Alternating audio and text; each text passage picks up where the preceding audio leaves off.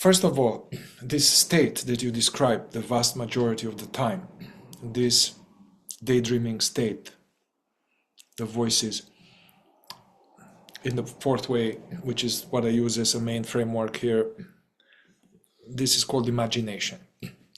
Not creative, which is not creative imagination that requires effort, you know, but it's uncontrolled mind activity, the voices, the radio in the head. That is everybody has it. I just want you to know, everybody has that, is in that state. All the people. The content of it may be different. Some, they have a utilitarian, functional, almost like a secretary in the head that tells them what is going to do next and what is going to all the time later. Some people go in the past.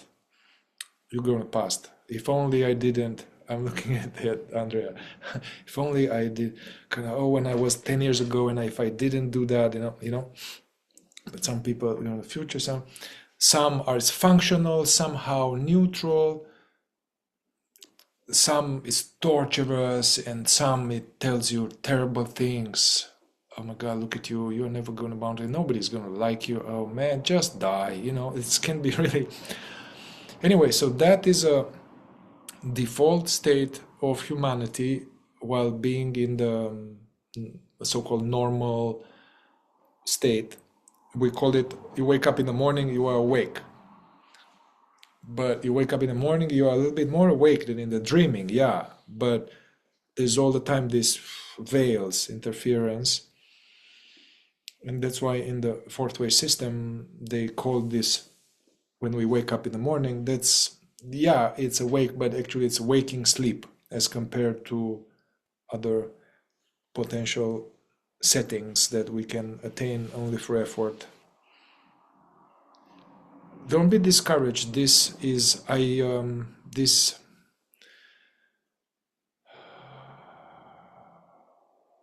it's interesting that nobody talks about it, even psychologists, or it is okay. People go to psychologists or therapists when the daydreaming is too torturous.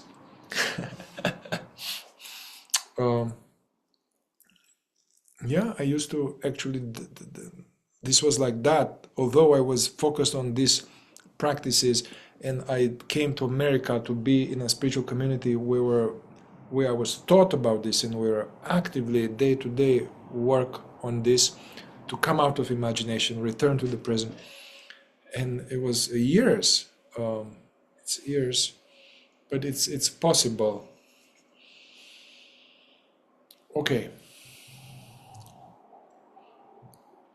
The way to struggle with that, and that's the main obstacle at the beginning, and that's the way to struggle with that, having another thought saying that it doesn't have power, you know, this inner, seemingly this me deciding that I'm done, this is just another radio voice. The way to struggle with it is, as soon as you are aware of it, you need to bring your awareness away from the thinking to something in the present, like seeing. Because if you really see the tree, you're not going to go into the stuff. So you really see the tree, bring attention to what is real, you know, sounds, the contact with the earth, the breeze, being aware of the body. So the currency is attention, the weapon is attention. What happens in the imagination state is that attention is weak, and it keeps going to the churning of the thing. You can't will it to stop. Trying to stop it, actually, it's more stressful, it creates more ripples. It's more like bringing your attention back to the present. And when we do that, usually we do it for a little bit, and then we lose attention again. So we need to train attention to stay more in the present.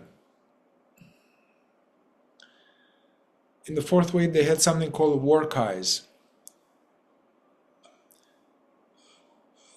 in the fourth way, I think all of you know here, maybe even you, all this impulse, every thought, it's like an eye. Like not an eye like this, but eye, because it says, oh, hey, don't forget, I need to do this. Oh, I hate this kind of crazy shit, what's happening, and I want a donut. Enough talking, I'm tired of talking. So each one of them is an impulse, which is either a thought, a feeling, a memory, an instinctive impulse. I'm cold, I'm hungry, I want love. I want. Each one of them is an impulse, and in the not awake state, each one becomes I for a second. So these are called the many eyes.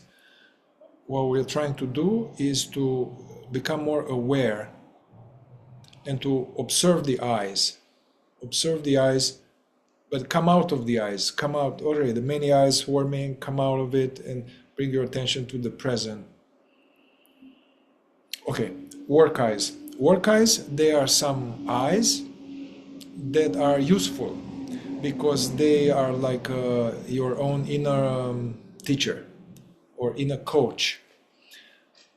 Sometimes it's helpful to use things like, and it's important that they are brief, short, brief, bam. Like you catch yourself imagination, you're like, come back, just now, just be here now. It says that, yeah, it's a thought, and then do it. Yeah, it's like coach says it, and you need to do it by bringing attention to the now and staying as long as you can. Be present now. Drop it. Just drop it. Now. It's not real. Just the present. Things like that, this can help a little, and then stay. So developing work eyes. These are more work eyes. We develop work eyes based on a certain issue we have. And these are work eyes for being checked out.